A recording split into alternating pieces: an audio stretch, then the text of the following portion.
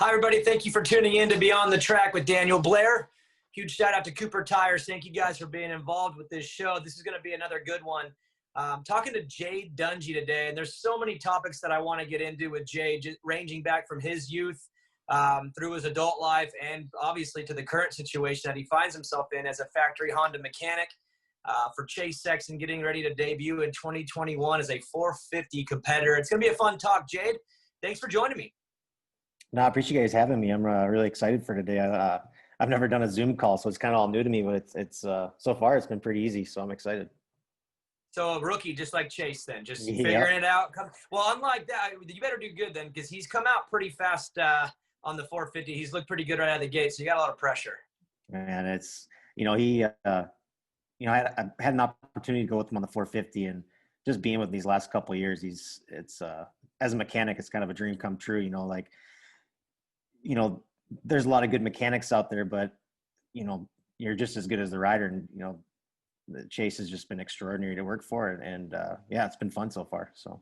Well, then you're doing good. You're back-to-back titles. So obviously it's working out. Hey, so I'm going to start with a pretty tough question right out of the gate. So what's the deal with Ryan racing next year? I'm just kidding. Hey, No, you're good. Complete setup. I'm just messing with you. That's not the topic of conversation. I just thought I'd throw you a curveball to kick it off. So. No, he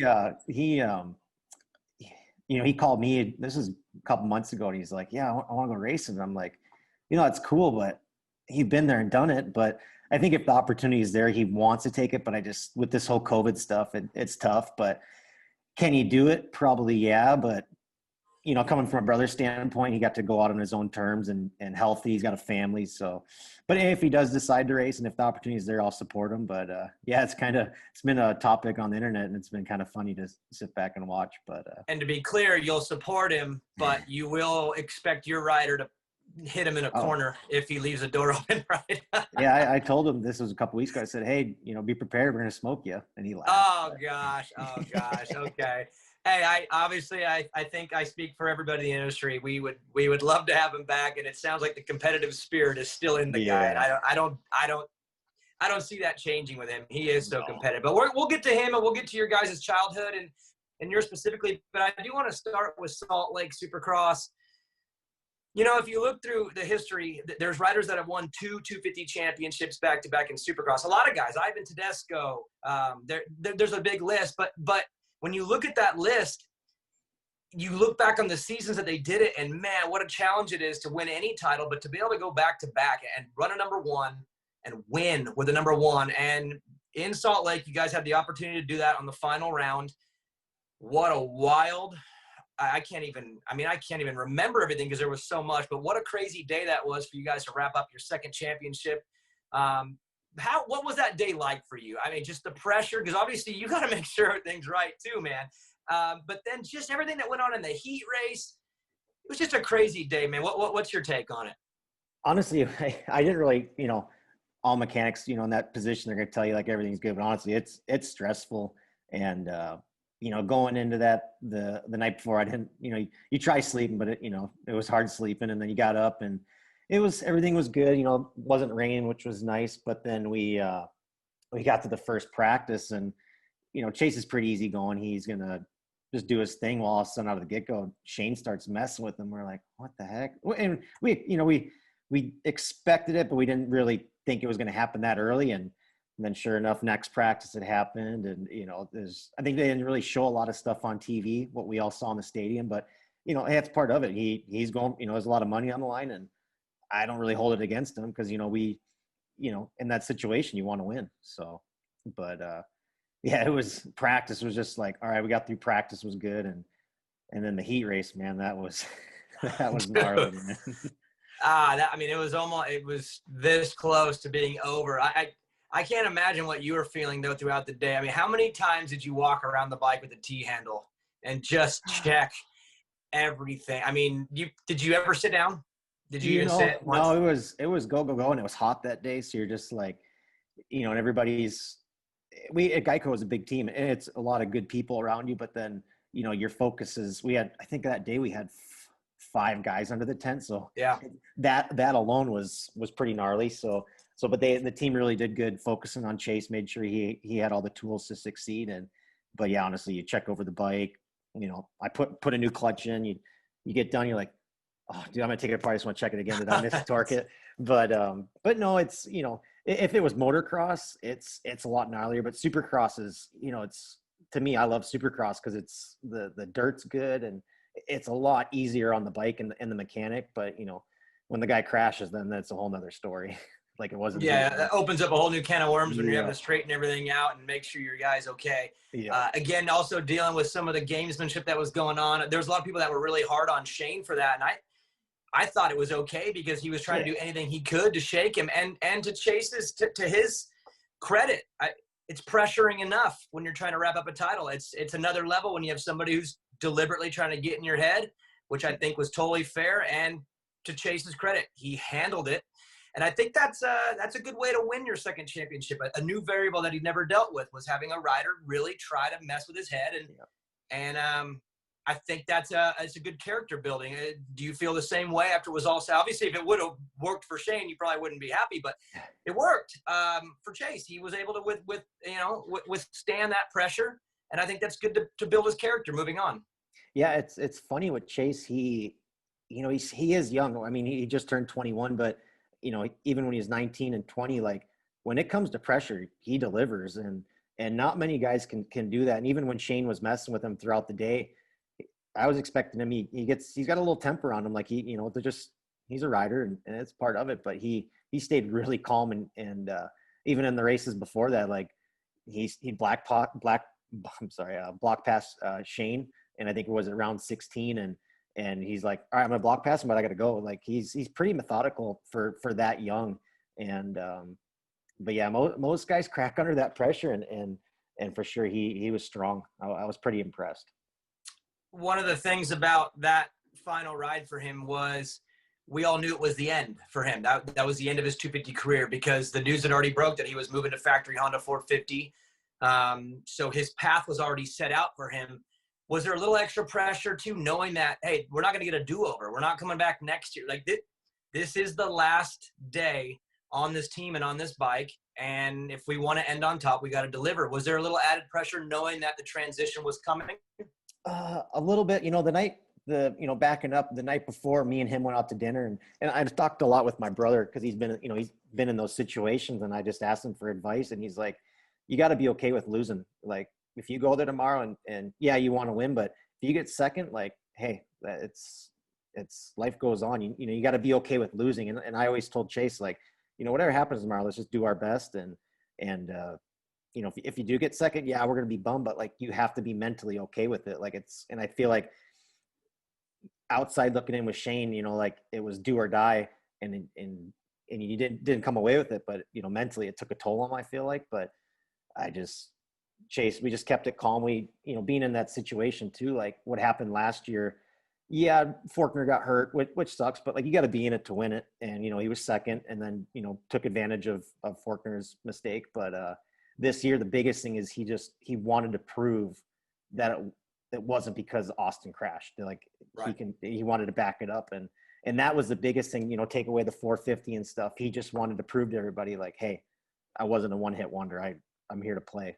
I'm here to get it done. So, and yeah, we did it. So he didn't let up on that all year. I mean, like for me, I talked to him a lot during the season as you're kind of moving along and wanted to know the current situation. And he wouldn't lay off that. There was a lot to prove. And it seemed like, yeah, the championship is great. I'm sure the bonuses are all great, but there was some posturing going on all year where he wanted to show everybody like, I'm the man in this class. And then again, you go back to back and you get it done like that. It's gotta be a relieving feeling. Yeah, like going into this, like when I got into being a mechanic, I would have never thought like winning one championship, let alone two. Like it was just cloud nine. But I mean, the kid, he not to like bring up my brother, but he reminds me a lot like Ryan. He does his work. You don't have to tell him what to do. Like he's self-motivated, and it's hard to find. There's a lot of talented riders, but to have the talent and the motivation to train and stuff, it's hard to find that in our industry right now. So it's pretty definitely is.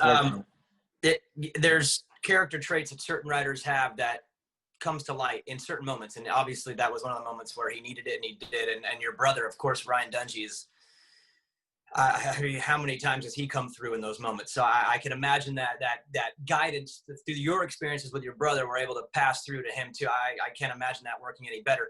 I do want to talk about you growing up, because I mean, the Dungey family was a racing family, and it's a very unique story. We talk about all the time in amateur racing how there's these superstars that come up, and Chase is somewhat one. He was a really fast amateur, had a lot of success, and then transitioned well. Where with your brother, it's one of the most unique and weird stories ever. A little bit off the radar, you know, just kind of okay, and then really came to light, and then turned into just a crazy multi-time champion. What were the early years like for the Dungey family? I know about your dad and his work and how hard he has to work, and just your family. You guys have this saying, the Dungey family, you guys work hard. Is that all come from your dad and those early years where things weren't easy? I mean, just kind of take me back to those years and what developed these character traits in not only you, but also with your brother. Well, it's funny, like going into this whole thing, we just did it for fun. Like, you know, maybe my dad kind of knew you could make a living out of it, but like us kids, we had no idea who, you know, when we were really young, we had no idea who McGrath was. Like we just hopped on a dirt bike and rode, and our dad took us to races. And I don't know if it's a lot of families now, but like they go into it thinking like, oh, we're going to be a pro, but we were kind of the opposite. We did it for fun. And then eventually like people would say, hey, you got to go to the amateur races. If you know, that's how you go, you know, go to make the next big steps. We did that. And was there success locally? Was that what made the pivot to start hitting bigger stuff? Where in the Minnesota scene, was there starting to be some some movement and some acceleration upward? I would say towards the top of the pack of your guys' classes. Yeah, when we probably got I was on 85s and Ryan was on 65s and 80s, and then my little brother was on 50s. We go to the local race and we clean up house. It was like 3 boys, and we're all, you know, people are kind of getting annoyed, like kind of, you know, probably just a little bit jealousy, but we go to Millville and then next thing you know, we first and second, just cleaning up house. And like you said, the Dungey name kind of on the teleprompter at the, or the microphone at everybody was hearing it all weekend. But yeah, it was just something we did fun with the mom and dad, and, you know, dad bought a motorhome and we'd camp out. And honestly, it kept us away from like doing drugs and all that stuff, you know, which is, it's tough when you get into school and stuff, but we kind of were sheltered from that. So we didn't really even get into that stuff. So it was, you know, I wouldn't change it for the world, just being with my family every weekend. It was awesome. So then it grows from local racing to bigger amateur racing. There's obviously a lot of talent and speed in the family. How are those early years going when you started getting out of home and started seeing some of the other fast kids around the country? We'll get into your brother's class specifically. He came from a really fast class. Every once in a while, it seems like every 10 years or so, there's this age group that is just, wow, he was in one of those. But when did the success start happening at the amateur level, when you started seeing these kids from around the country, not just the kids in Minnesota? Honestly, we 2003, 4, my little brother, actually, he won Loretta's on a KTM and ended up getting it. He got DQ'd because they put a welded clutch. It was going to come on the next year's model. Well, he ended up getting DQ'd from that because Cobra, like anytime a KTM won, Cobra would protest him. So, and my dad didn't know. He just, oh, that's what they want to put in, we'll put it in.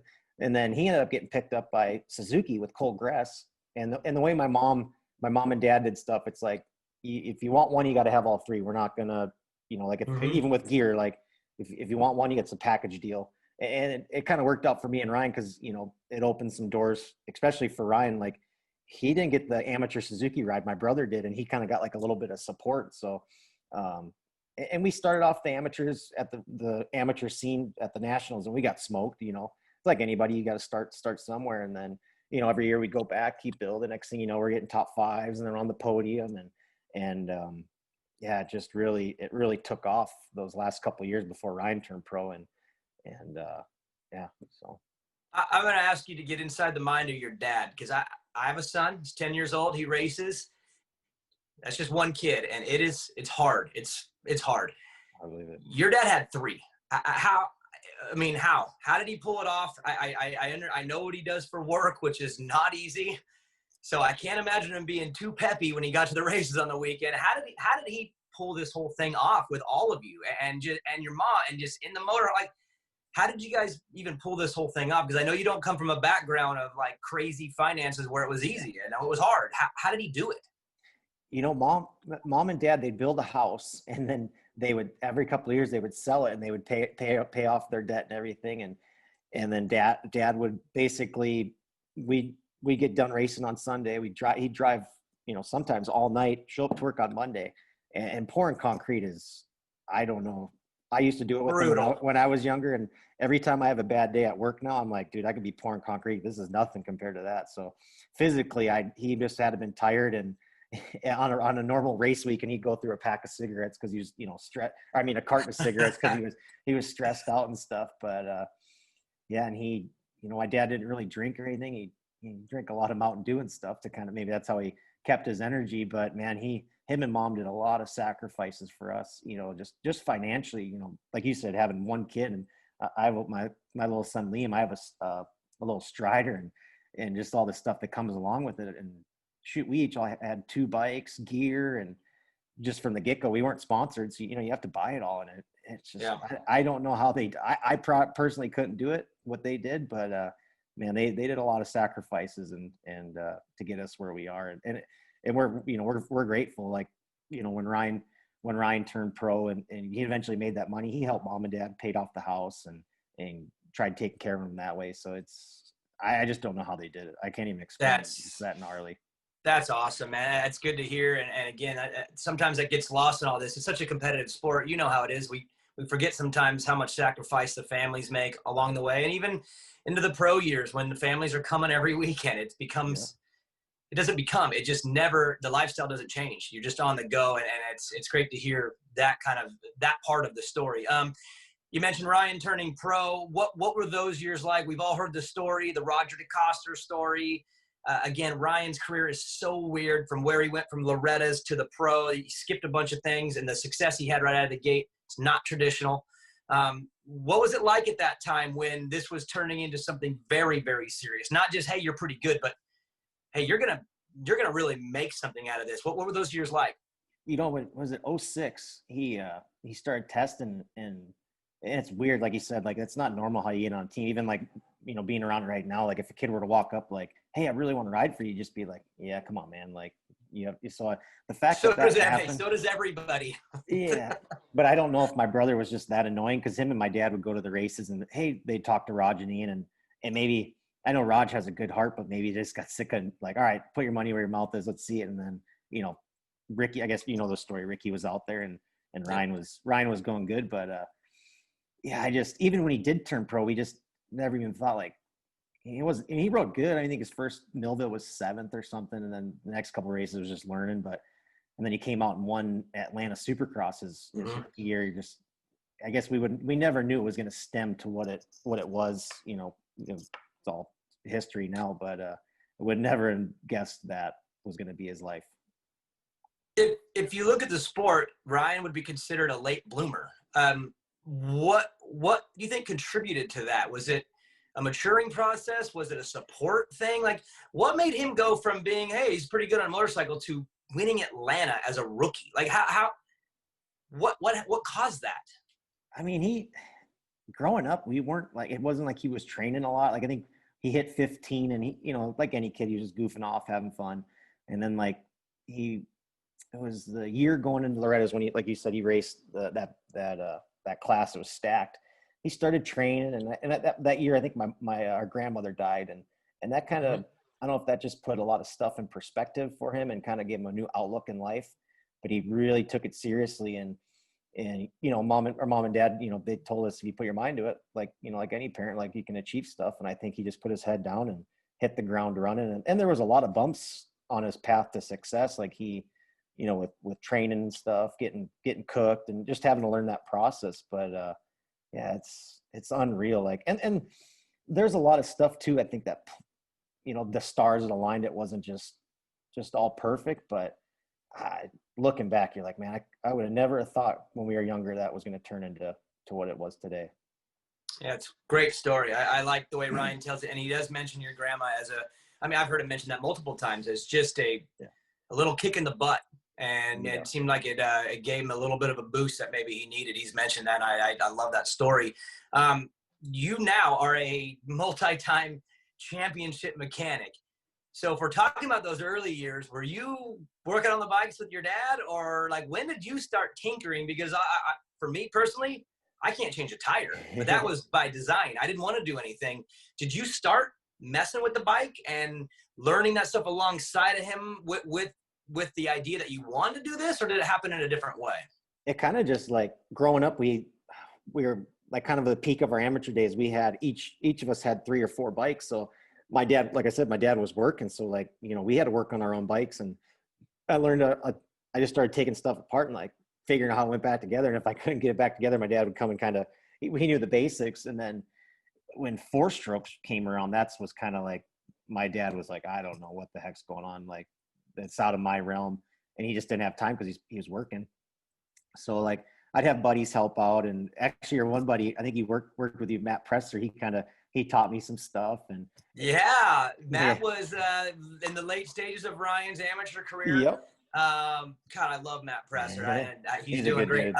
So he was a little influential on some of the early teachings. Yep. Yeah. Learned a couple things from him. And then Nico Izzy had a Prax mechanic. He came down and I think he worked for Greg Schnell, and he taught me a couple little things. And then eventually I was like, oh, you know, we just was helping working on our bikes the whole time, and didn't even think to make a career out of it. Didn't even really know I could make a career out of it. And then I ended up going to school to be a cabinet maker, because I really loved doing cabinet work and woodworking in high school. And then, around 18 came around, I got a girlfriend, and you know how that story goes. You get wrapped up in that, and dirt bikes. I was just like, a little priority shift. Yeah, I didn't. To the best of us. I didn't really. I didn't mind training. I just, when I got to that where you had to like go to that zone, I was just weak in the head. I couldn't do it. So I'm like, I probably could have done pretty decent. Not nowhere near what Ryan ended up doing, but I just felt like I'd just been wasting my time, you know, wasting my mom and dad's money, and I was just like, I got to do something different. So yeah, I ended up doing cabinets and worked for a cabinet guy, and then was, I think, middle of 07, I think it was, coming into outdoors after Supercross.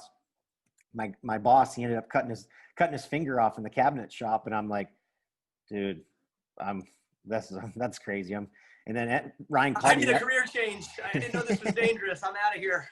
And then my brother called me that afternoon driving home. I was driving home, and he was in California. He's like, hey man, I need a Prax guy. What do you think? I'm like, yeah, man. Like, dude, I saw some crazy stuff today. I'd kind of be into that.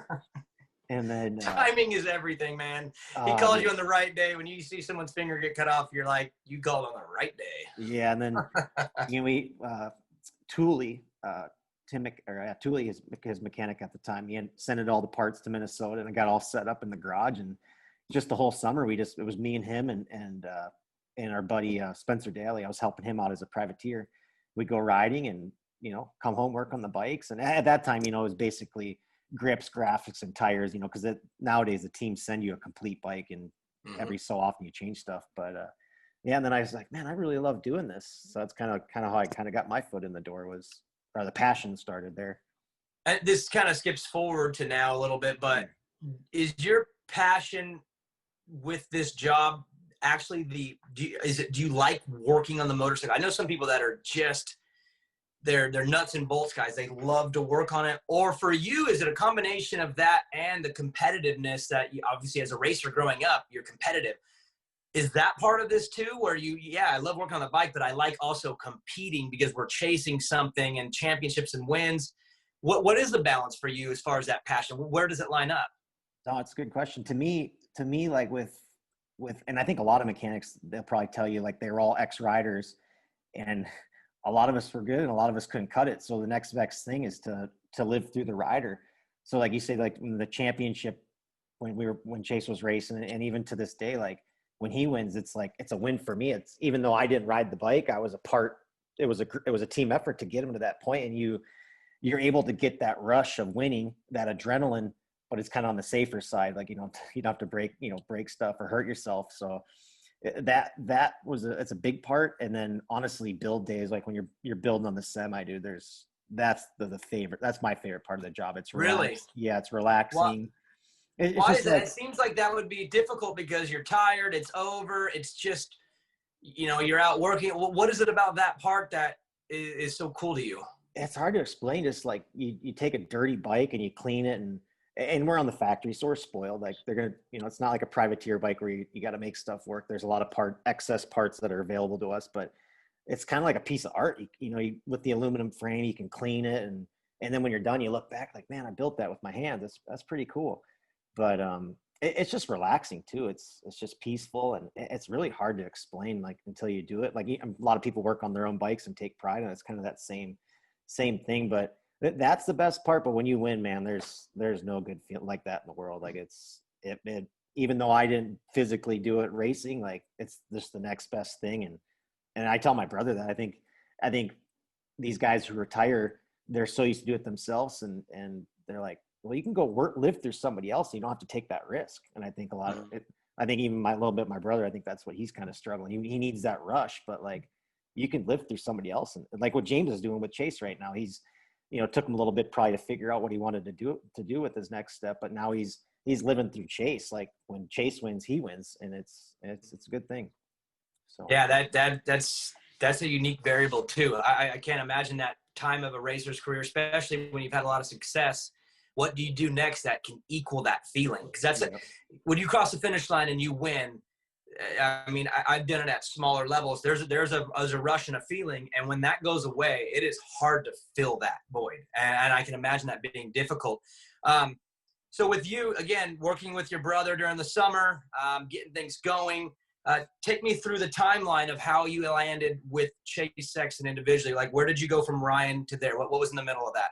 yeah, so how was it? 09, me and my brother, like brothers, you have a brother, I'm sure every now and then you guys fight, and All the time, every time. There's a lot of riders, it's kind of hidden, you don't really see it, but they go through a stage where your parents are so involved in your racing career. Well, they become kind of like a man, and they're like, you know what, I want to do this on my own. I don't want to get rid of my parents, but I want to have a girlfriend and just kind of be a man. And he went through that period, not so much having a girlfriend, but he went through that, oh, I want to do this myself.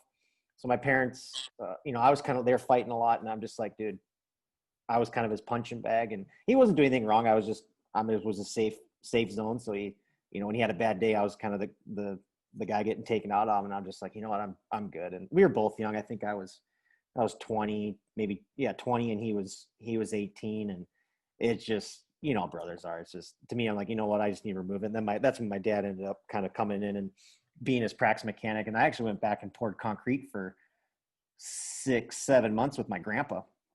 And then I was like, dude, I'm over this. I miss dirt bikes.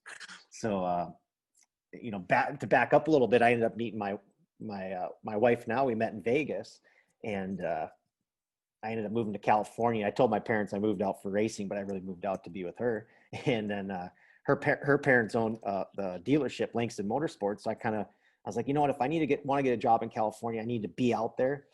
And I took a risk, like, a lot of people do. And then, I worked there for a few months, and her Uncle Andrew, he worked for Mike Brown and KTM Off-Road. And he was getting ready to he wanted to be in-house and be an engine guy. So he kind of got my name in there. And honestly, maybe it helped with my last name, but dude, it's so hard to get on a race team. Even it's tough, but once you're in, but man, just getting your foot in the doors is so tough. Like even having my last name, that really didn't do me no favors. Like I gave resumes to everybody, and it was tough. So getting in, even though it was off-road, I know it wasn't what I want to do, supercross and motocross, I was like, dude, I got to take it. This factory KTM gets my foot in the door. And yeah, that's kind of how I started there. And then I worked for Mike Brown for a couple years doing works racing and endurocross. And endurocross was sick. It's kind of like supercross a little bit, but your bike just gets destroyed with rock. It's slow motion supercross, and yeah, the water sections, man. Like, I'm sure you're just like, man, all this work I do in this machine, you're gonna go right through the puddles, and I'm gonna have to go. And I can imagine the challenges that you face there. But again, I can imagine you also got that vibe, that inside the building lights vibe, that you're in now, but at a smaller scale for sure. Well, and honestly, it was just like, I was making I was young. I was like 21, making $10 an hour. And then, as a 21-year-old, you get a contract with money. Like, dude, I'm going to take this. So that was cool because mom was helping me live out in California because it's expensive out here. It's tough, tough to do it. And then, yeah, from there, I worked for him a couple of years. And then Roger and Ian left Suzuki to come to KTM. And that was kind of a shock. Like, I remember Ryan won his Southwick, won the title at Southwick. And my dad called me. He's like, "You're never going to believe this." I'm like, "What?" Roger and Ian are coming to KTM. I'm like, man, that's pretty good kept secret. Cause nowadays those secrets aren't really kept well. But yeah, so they ended up coming there. And then I ended up talking with Carlos, Frankie, and Roger and Ian, and I ended up being the test guy. It was actually before Ryan was even kind of signed with the team. So everybody, they always gave me crap like, "Oh, you got signed because your brother was coming," but I was actually there before he was, so that was kind of cool. And then, I worked for. Did they know that you had a rough, not a rough out, but did they know that there was a little bit of a problem between the brothers before they brought you on? No, I mean, by that point, Ryan matured and the family life was better. And, we were all on good terms. I think we just had grown up a little bit and more mature, but yeah. And we get along good. It was just, Florida, it's hot and you have a bad day, dude. And that humidity, it sucks. I kind of don't blame them. And we were young, we're just kids, but yeah, so I started with that Red Bull KTM, and to me, I was like, man, I made it. Even though I was a test bike guy, I was like, I made it. This is awesome. And then from there, just kept every year learning and learning from top mechanics. And, I kind of wish I went to MMI just to kind of learn some of the basics, but, I don't regret the way I went up. I just, learned from guys who've been there and done it. Like, little tips from Goose or little tips from Carlos Rivera and Frankie Latham. And they've been there, they've done it. So it was awesome. Okay, so you go to KTM during that transition with Roger and Ian, and you're the test guy. There was a major transformation to that bike. So I'm assuming that you were pretty busy right out of the gate because they came in and it was a dramatic, aggressive shift quick. How gnarly were those times for you? I mean, you're literally transitioning from one machine to another with a whole new group of people. I mean, a lot was on you. That's a very, very important role at that time more than any. Yeah. So the first year when they got there, I think it was like the first 6 months I was still on off-road, and then I switched over there. But we had the 350, 350 KTM. It just came out, and Mike Brown was riding it, and with the factory team, yeah, there's some factory parts, but the basics we were working on. But man, that from when I started at KTM, and not knocking the bike down, that they made a lot of improvements. Like, and the biggest thing I think was because of they had such a direct communication with Austria. So like if they needed a part on Monday they'd call them, next Monday that part was already there. Like money really wasn't an object. And I think when Ryan came aboard, having the talent, and the bike probably wasn't right when he first started the best still, like it still needed work, but he could just shut it off and ride it. And I think that combo really, a lot of everything kind of fell in line, and that really kind of was the key to success with those guys. So from there, this is what year was this when Ryan made the move over there and you made the move? This is end of 11. Yeah, 2000, because he was trying end to get of 11 and 12. Yeah. Okay. He was trying to get out of his Suzuki contract that year, but he was like, they just said, don't come. Like, we need to work on this. That's not ready. Even if you did come, it's not ready for you, which was kind of cool. Needed a year to kind of just straighten a few things out before we started this project. And I can imagine that being, again, tough. There was a lot of things you guys had to do quick. How long were you there? And then again, how does it get into Chase? Because it's just such a weird, I mean, you never know with these amateur kids if they're going to turn out or not. And again, Chase is young. He's only been around for a couple of years. Just take me through that timeline. And then of course the decision and the likelihood that you end up with this kid who comes in and becomes a two-time champ. Yeah. So throughout the years I worked with, I got to work with Justin Hill, Dean Ferris, Brock Tickle, and Trey Kennard.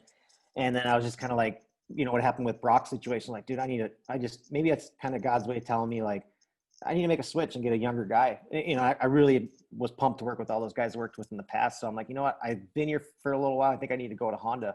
Or, I outside looking in, Geico looked really good. And so I started talking to Dan Bentley at the time. And I was actually didn't even know Chase was available to, there was an opportunity to work for him. So I was like, I seen this kid, Hunter Lawrence, was coming over. I was like, maybe that's kind of my way to get over there. And I ended up talking to Dan. He's like, hey, we have somebody for him, but what do you think about Chase Sexton? I'm like, dude, like really? Like, I didn't even know that was an option. So I was like, dude, sign me up. And when is this? What time is this? This was end of 2018. So I started talking to them around May of 2018, just kind of keeping in touch with Dan, letting him know how serious I was. And he's like, I'll keep you in the loop. And then, yeah, I met Chase for the first time. I think it was at Unadilla. I think I was working for Caleb Russell that weekend. He was a fill-in guy. So after the race, went over and talked to him and his dad. I hadn't met his dad yet. And his dad, after we had talked, I guess Chase's dad asked Chase, like, who is that guy? And he, filled him in and stuff. And honestly, I took a big gamble, but man, I would have never thought we'd be where we are today. Yeah, it's hard to say that now because we've seen these 2 championships and now he's going to 450. But you're talking 2018. He talent. You saw talent, but he didn't show. I didn't see right off the bat like this guy's going to go and win 2 titles. I saw this guy's good. He's pretty good. Yeah. But you're right. It maybe seemed like a gamble at the time because he didn't have a resume in the pros that screamed wins and championships. I saw talent. Yep. Is that what you saw too? Did you say, hey, this kid's kind of got it, I think he could be there? Or did you even kind of question maybe, God, do I really, does this kid have it? Am I going to waste a couple of years with this one? Like, what were you thinking at that time about him specifically? I think the first time I really studied and watched him was Salt Lake in Supercross 2018. And I was like, man, I think he got third. But I was like, man, just his roll speed and the technique, you're like, there's something there. And I know he was young. I think he's 18 or whatever. And I was like, this kid's got the potential. And like anything, it's a gamble wherever you go. It could be good. It could be bad. I was looking for, somewhere different. And dude, I don't know if it's luck, but man, I got lucky to work with him. I'm really grateful. And him as a person, he's got a really good head on his shoulders, like I said before. And I like working for guys who work just as hard as I do. I know they work harder because they're sweat, it's more physical, but if I have to sacrifice being away from my family and my kids, and then that kid goes and gives 110%. And if he doesn't win or whatever, the fact that he's trying, that just makes it so much easier to do this job on the road and be away from the wife and stuff. So. Right. I mean, success is great. Results are great. But again, if you're going to sacrifice all you are, I would assume that the main standard of what you expect is give me your all. I've never seen anything less than that from him. He seems like a very hard worker. In fact, almost sometimes too much. After last year in Jacksonville, he didn't seem to want to settle down for a week or anything. The guy seems pretty relentless about his work. So I can imagine that works well for you. Yeah. Turning this conversation into now, look, Chase is going to be a rookie next year in Supercross. I'll come right out and say it. I have real high expectations. I may or may not even publicly stated on my podcast that I believe he's going to win next year as a rookie. I really actually think he's going to, which would be the first time since your brother did it. Yeah. How has the summer been just watching him kind of go through some of the bumps and bruises of being a rookie on a 450? Again, his route is not normal. You don't normally go from 250 Supercross to 450 outdoor, but I think the plan was to get that base under control. That way you can go into 2021 a little bit more prepared than a typical rookie. Is that what you're seeing right now? Are you seeing somebody that is figuring this things out? Because I would love for him to make me look really smart next year. Is that what's going on right now? Is he going to make me look smart, or am I out in left field? No. I'm high on him, man. No, I think you hit it spot on. The biggest thing is racing outdoors and you even saw it in the very first moto at Loretta's. He's so used to the lights class. This 450 class is different. These guys they're mentally strong, physically, and they don't ride like the lights guys. They don't that first lap. They set a good pace, but they don't come out swinging and he came out Loretta's, and I think the first lap he was in 12th, and then by the end of first lap he was I think 4th or 3rd, and he in a nice way saying he blew his wad, and he after that moto he's like, dude, I'm cooked, and I'm like, dude, you're fine. Your heart rate spiked. You went, and then you had to tip over, and the biggest thing is being a rookie is limit. I think he's learning he needs to limit the mistakes, and And he's made every moto. He has a little tip over here and there, but I think that's just part of the learning curve. But the fact that he's out there running with the top guys for the lead, like I'd rather have somebody with speed and work with that than have somebody who, just, it's hard to work with a guy who doesn't have speed. So I think he's really learning these guys, just mentally learning how each guy is. Like Barsha, he learns what Barsha's going to do when he's next to him. So I think he's getting all the growing pains out of for motocross.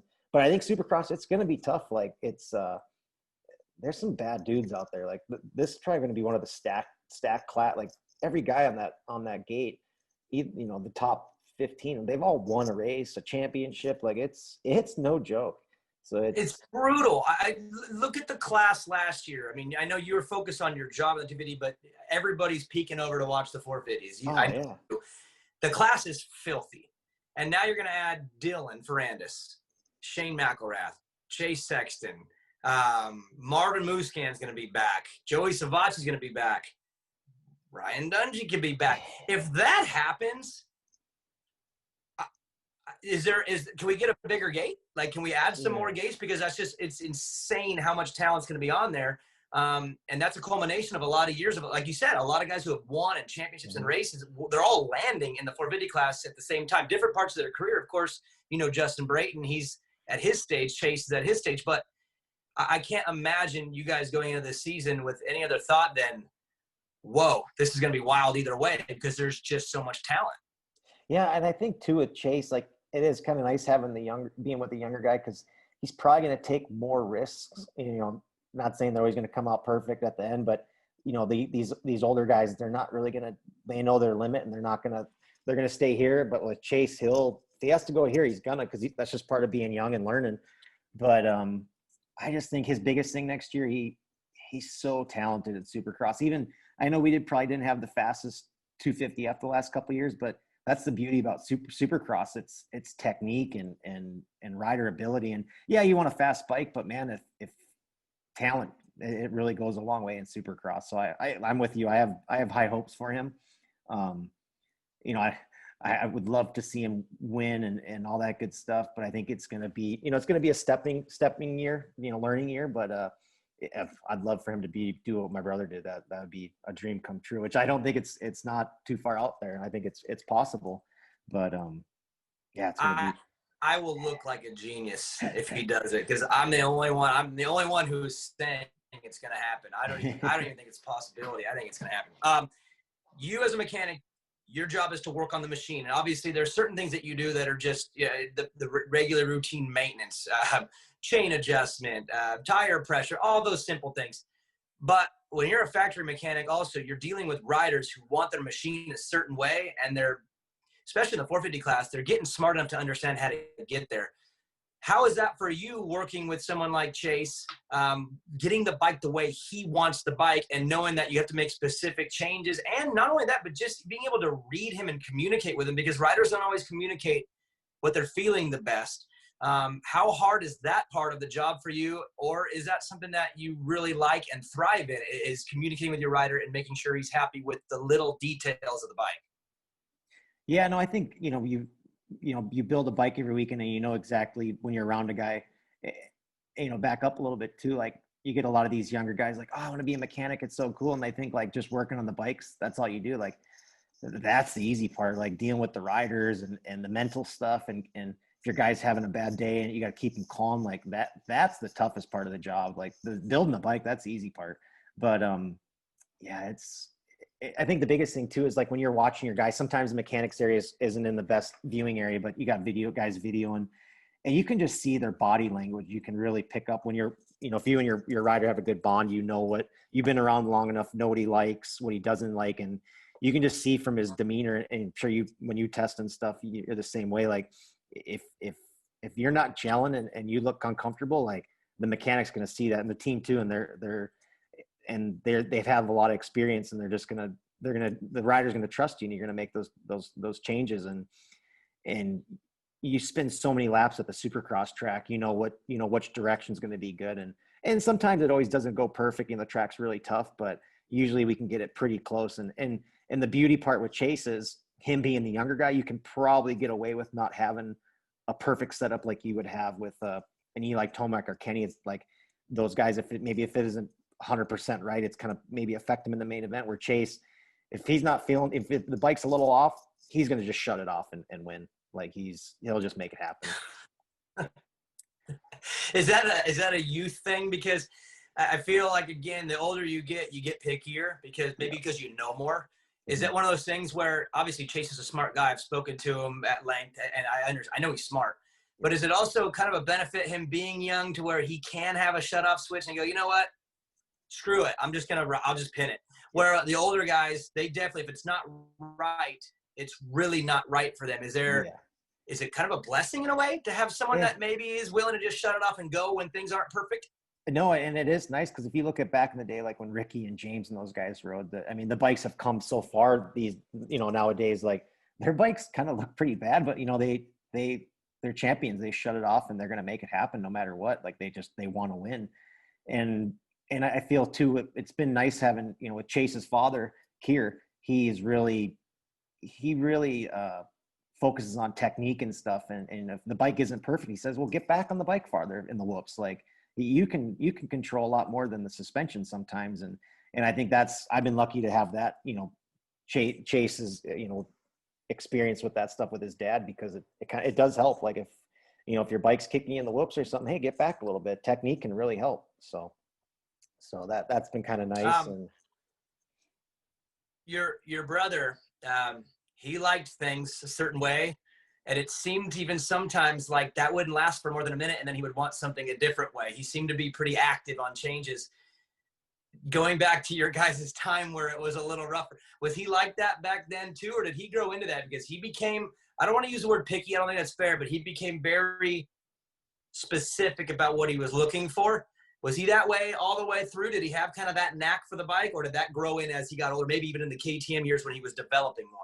No, all these guys, I think when they start off young and they just ride it. Like I remember when I was my brother's practice mechanic, the first outdoor season, we didn't even touch sag, clickers. You just hopped on and went. You just, and that's how all these guys start. But the more laps they put on, they get really in tune with their bike. And maybe when they switch a manufacturer, there's something from that bike that they feel that they want this bike to do. And it's hard on the current bike to do that with some teams. So it's just a feel they're looking for. But like you said, when you're riding that many days and that many motos, like you just get so in tune with it. And I told Chase and his dad, there's going to come a day when you're that picky, but enjoy it while it lasts. Like you're young but as you get older and mature, you're going to think about the bike more. You're going to go home and study. And I think all these riders, they came like that. So, but yeah, no, Ryan was, he wasn't always that picky from the get-go. So he got that way a little bit at the end. Yeah. I've heard some fun stories about Ryan with his bike setup. Well, I remember at KTM they had to take the clickers and make them quarter turns because he was clicking so much. So they're like, all right, we did four clicks. Well, really, it's only two, just in his head to make him feel like, okay, you did a lot. But yeah, they can get crazy sometimes, these guys. They definitely can. I want to pivot as we kind of get to the end of this thing. On the personal side, look, if you're in this sport, you're traveling, right? I mean, we're on the road, we're in the air, and there's such benefits to that. I love being at the races and the stadiums, and it's one of the coolest parts. But at the same time, it gets brutal being away from home, being away from the family. How do you juggle it? Like, what is it that you do to make this work? Like, everybody has their own way to make the juggling of the family and the travel work. How do you do it? Honestly, when I first did this, it was just me and my wife, and we didn't have kids, and you make a day here for each other and stuff. But now it's getting tough. And now that being on the 450 side and doing all those races, it's a lot tough. So I try to juggle it. You try to come home and at least get one day travel day. And with being on the factory Honda side with only two riders, it's there's more people to focus on those guys. So if there's somebody to take them practice, and that helps out too when I'm traveling. So yeah, just get those travel days and make the best time with my family. And my wife's really understanding, and it all kind of evens out. Like, yeah, you travel in Supercross, but then off season you get a couple months. So we do, then I'm home the whole time, and I'll go to work every day. But you try to make the best out of it. Just do what you can do and try to be a good dad. And the hard part, I'm sure you know too, is when you leave the kids. That's the tough part. the wife's the easy part. The kids now, they're old enough, they know. So I don't even want her to hear this, but it is a little easier with her than it is with the kids. I'm sorry if she ends up watching this, babe. I'm sorry, but it is harder when the two kids are at the door crying when you're leaving, and it's brutal. With that being said, you're in a great spot. You work for Factory Honda. You work for Chase Sexton. It's awesome, right? But at the same time, like, there is a future that you're gonna come across at some point where you got to make decisions. Do you see yourself going the Goose Mike Gosler route, where after Chase it's the next one and we'll go after more? Are you gonna do this for a long time, or do you see yourself getting into something else at a different point, or does the travel eventually wear you out to where you don't want to go anymore? I know it's so hard to ask this question, but where do you see yourself in 5, 10, 20 years? Again, present day, great situation, but the future will come and you'll have to make decisions. Do you think about that at all yet? Or are you just playing it by ear? No, me and my wife, we talk about it a lot. I think I'd really like to finish out with Chase, and then I lost you there. I'd like to finish out with Chase with his career, because I think he's just got so much talent, and going to Factory Honda, it's a little bit more of a drive for me, but I'm like, dude, I believe in this kid, so I gotta do it. And it's Factory Honda. Like, we dream of this. These mechanics, like, you don't get that opportunity every day. But I think I would like to finish out with Chase, and then if there's an opportunity to move into that like technical role and just kind of build my way up, and kind of eventually, like, if you've seen what Oscar Weirdman did with, he's a crew chief now. It's a little bit less, you're still going to the races. It's more time with your family. You're not building the bike and stuff. Maybe do that one day, because honestly, all I know is dirt bikes. If I don't do dirt bikes, I'd probably work at McDonald's or something. Yeah, it's hard, man. It's these dirt bikes are like a drug. It's too addicting. I mean, you're a rider, and now you're doing this stuff and on TV, and you get to live through the riders. It's a good feeling, and you just can't get enough of it. So you said something pretty early on in this that struck a chord with me, but I still feel the rush, but the risk is gone. Yeah, man. Like, dude, holding a microphone isn't very risky, even though Justin Barsha almost took my head off in Salt Lake. So there is that. But even for you, again, like, we're getting that thrill. Like, I don't know what your heart rate is, but it ain't at the regular level during a race. Mine's not during the race. When I'm down there on the floor, like, my heart rate's up. So I'm getting to live this thing, but it's less risky. And that kind of makes me feel like we can carry this thing longer and go further.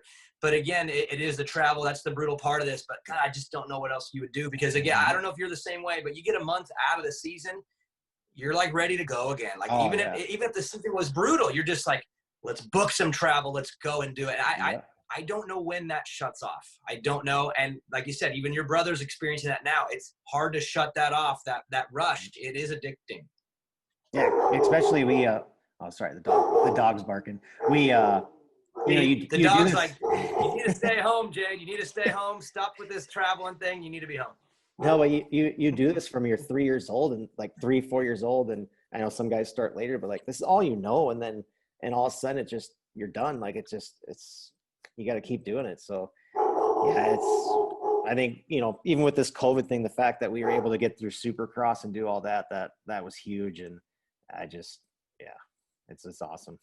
It's been an interesting year, but it's been fun to get through it, and it's been a challenge. But I think the great thing is for the sport is we're all going to get through this together, and gonna go racing, man. You ready for some 450 Supercross 2021? I mean, it's the best part is as big as it gets right there. Oh yeah, and it's cool. Like, I don't know what the schedule is going to be like next year, but even with the lights class, you take that break. It's like, I just want to keep racing, because like you get to. And it was sick in Salt Lake. You're like, all right, if you had a bad moto on Sunday, shoot, Wednesday, you're going to come out and you get redemption that much quicker. You don't have to wait a whole week. And I'm just excited to be with the top of the top. And it's nice too. Like, in the 450 class, there's a lot of respect. Like, the riders, not all the time they're going to ride, they're going to ride to race to win, but like the mechanics, just, there's so much respect and the professionalism. It's awesome. And I'm really looking forward to it. It's going to be good. Well, Jade, thanks for joining me on Beyond the Track. Congratulations too on your success and your story. It's rad, and again, I have to imagine it's pretty fulfilling, looking back and just knowing the curves and that you have to make in life, but to land where you are right now and have this success. Congratulations, and I look forward to seeing how it goes for you guys next year. It's gonna be exciting, and I'm very grateful for having you on the show and come on and talk about it. Thank you. I appreciate you guys for having me. It's been awesome, and yeah, look forward to seeing you guys soon. So take care.